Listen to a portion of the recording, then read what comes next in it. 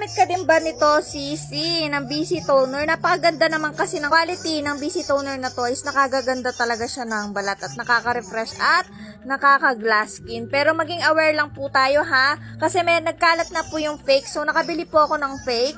So ito, original to. Pag nakikita nyo mabula, original po siya at maganda sa balat. At yung amoy niya is mas maganda yung amoy. Ito, pangit yung ano niya, yung amoy tapos hindi siya mabula. Kapag sinake mo, ganyan no.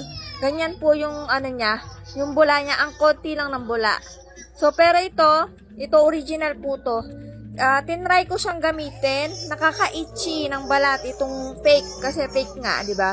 So tinry ko lang siya sa may ano ko, sa may kamay. So medyo nangati ako. So maging aware po tayo sa pagbili ng BC Toner, okay? Meron pong mga fake nagkalat. So, ito po yung kaka-order ko lang na isa.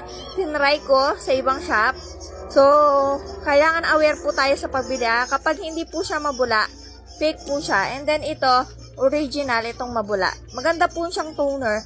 And then, na-addict na akong gumamit kasi umaga hapon ginagamit ko siya. Ang laki na din, 500 ml na to, matagal mo na siyang mauubo. So, friends, so maganda po yung effect niya sa akin. So, nakaka-lighten po siya ng balat. So, kung gusto niyo po mag-order, nandyan sa yellow basket.